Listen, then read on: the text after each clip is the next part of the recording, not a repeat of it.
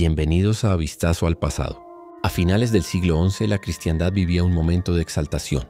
Tras la primera cruzada, Jerusalén había caído en manos cristianas y el Santo Sepulcro se abría al fin a los peregrinos de toda Europa. La noticia se extendió con rapidez, encendiendo la fe en aldeas, ciudades y monasterios. Multitudes de hombres y mujeres soñaban con recorrer aquellos caminos polvorientos para tocar con sus propias manos los lugares donde, según la tradición, había vivido y muerto Cristo.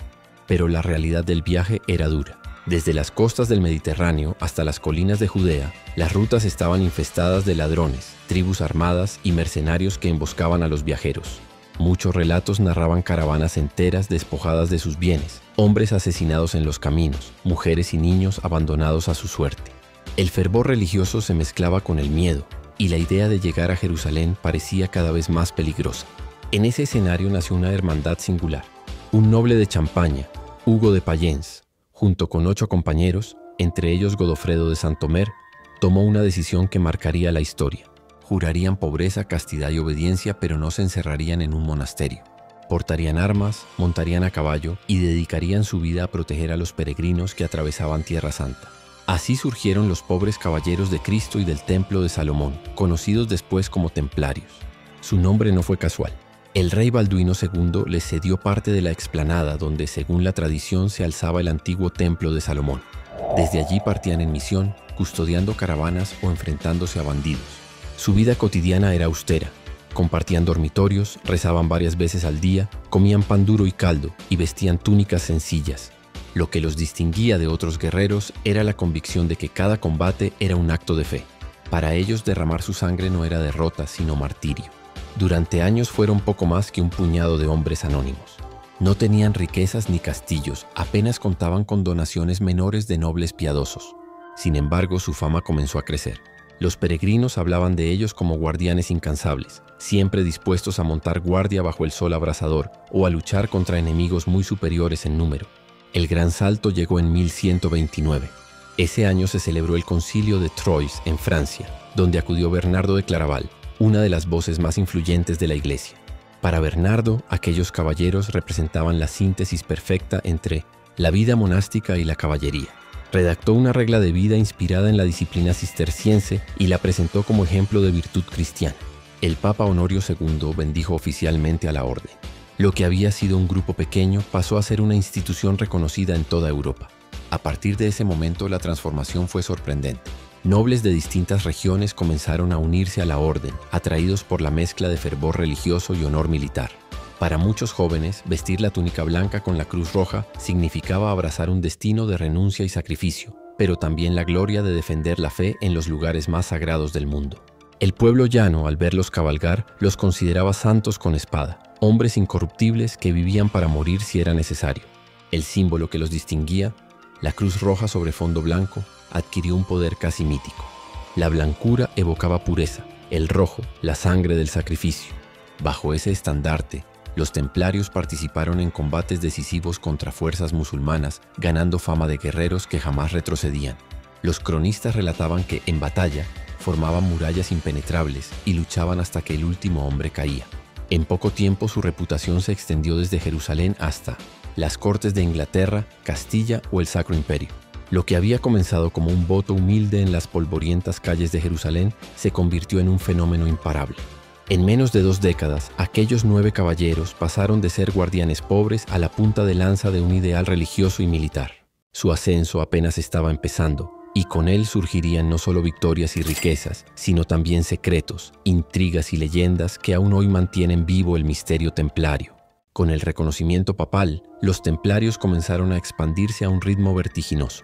La Europa del siglo XII se encontraba en plena efervescencia religiosa, y las cruzadas eran vistas como la máxima expresión de devoción. Cientos de jóvenes caballeros, nobles y segundones de familias aristocráticas vieron en la orden una forma de alcanzar gloria y salvación. Muy pronto, los templos y encomiendas se multiplicaron desde Escocia hasta Castilla, desde Portugal hasta Hungría. Las donaciones llovían. Reyes y príncipes cedían tierras, aldeas y castillos a los templarios, convencidos de que apoyarlos era asegurar la protección de su alma. Campesinos entregaban parte de sus cosechas, mercaderes dejaban legados en sus testamentos y hasta los más pobres donaban algunas monedas. La orden, que había nacido en austeridad, se convirtió en una de las instituciones más ricas de la cristiandad. Con esas riquezas surgió algo nuevo. Los templarios no solo fueron guerreros, también se transformaron en banqueros. Crearon un sistema de depósitos y créditos adelantado a su tiempo. Un peregrino podía dejar su dinero en París y retirarlo en Jerusalén con un documento sellado por la orden. Así nacía una de las primeras formas de banca internacional. Reyes endeudados, comerciantes y hasta el propio Papa recurrieron a ellos para financiar campañas y cruzadas. El poder económico iba acompañado de un poder militar formidable. Los templarios eran entrenados con disciplina férrea. Sus reglamentos especificaban cómo debían montar, comer, rezar y combatir. En el campo de batalla eran temidos. La caballería templaria solía ocupar la primera línea de carga, dispuesta a abrir paso con lanzas y espadas. Muchos cronistas musulmanes los describieron como enemigos valientes y casi imposibles de quebrar. Pero junto con la fama llegó el misterio. Su cercanía con Tierra Santa alimentó rumores sobre hallazgos ocultos en el subsuelo del Templo de Salomón, su sede original. Se decía que habían encontrado reliquias sagradas, la lanza de Longinos, fragmentos de la Veracruz o incluso el Santo Grial. Otros aseguraban que guardaban textos secretos que revelaban misterios de la fe. Nadie podía confirmar nada, pero las leyendas se multiplicaban, reforzando la aura enigmática de la orden. A medida que crecían, también generaban tensiones. Su independencia era absoluta, no respondían a reyes ni a obispos, solo al Papa. Esa autonomía les permitió acumular privilegios. Estaban exentos de impuestos, podían construir iglesias propias y ejercer autoridad sobre vastos territorios. En muchas regiones de Europa, un priorato templario era un poder paralelo al del señor feudal. No obstante, la gloria no fue eterna. La pérdida de Jerusalén en 1187 tras la victoria de Saladino en Hattin marcó un golpe profundo.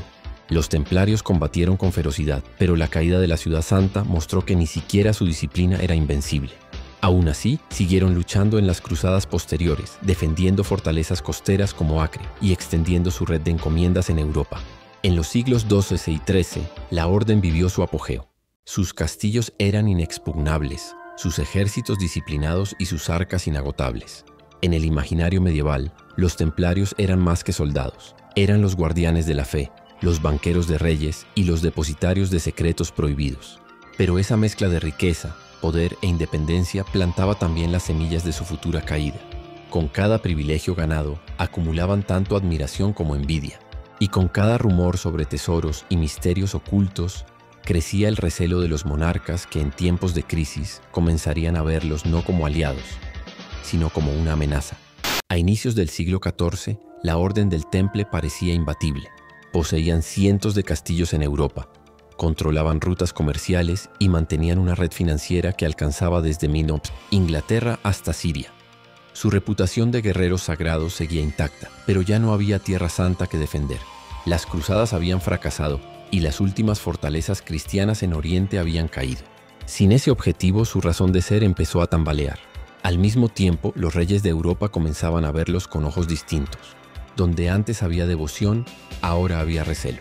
Eran demasiado ricos, demasiado autónomos y no rendían cuentas a ninguna corona. Y en tiempos de crisis, nada resultaba más tentador que acusar y quedarse con sus bienes. El más decidido fue Felipe IV de Francia, conocido como el Hermoso, endeudado hasta 570, el cuello con los templarios por sus guerras contra Inglaterra y por sus lujos en la corte, ideó un plan audaz: destruir a la orden. El viernes 13 de octubre de 1307, al amanecer, se desató la redada. En todo el reino francés, los templarios fueron arrestados en sus encomiendas. La sorpresa fue total.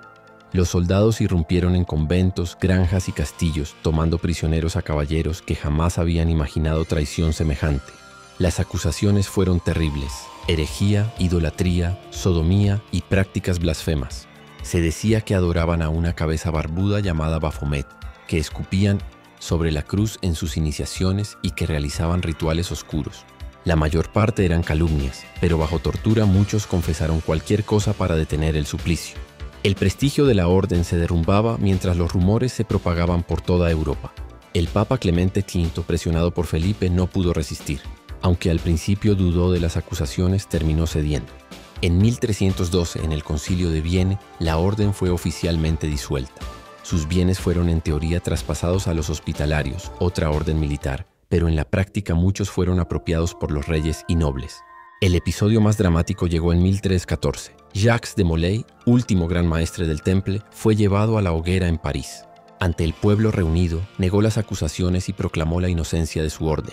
Según la crónica, antes de morir maldijo al Papa y al Rey, anunciando que en menos de un año rendirían cuentas ante Dios. Extrañamente, tanto Clemente V como Felipe IV murieron poco después, alimentando la leyenda de la maldición templaria.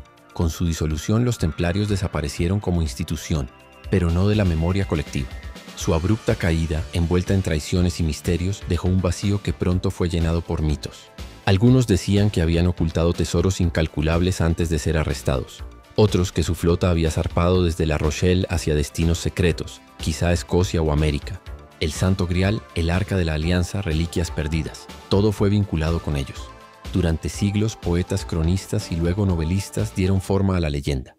Los templarios pasaron de ser una orden real de monjes guerreros a convertirse en guardianes de secretos prohibidos, en protagonistas de historias que mezclaban religión, política y magia.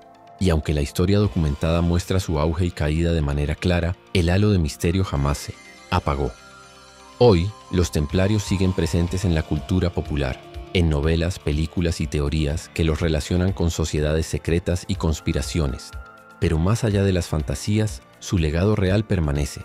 Fueron los pioneros de un sistema financiero internacional, defensores incansables en los campos de batalla y ejemplo de disciplina en una época convulsa. Su historia es también un recordatorio de cómo el poder y la riqueza pueden transformar a los idealistas en víctimas de la ambición de los poderosos. Así concluye la historia de los caballeros templarios. De la humildad de 9 hombres pobres en Jerusalén al esplendor de una orden que dominó Europa, para finalmente caer en las llamas de la traición y convertirse en mito eterno. Gracias por acompañarnos en este recorrido por los enigmas de la historia. Si quieres seguir descubriendo más secretos, batallas y civilizaciones perdidas, no olvides suscribirte y activar la campanita. En Vistazo al Pasado siempre hay un nuevo misterio esperando ser contado. Nos vemos en el próximo viaje.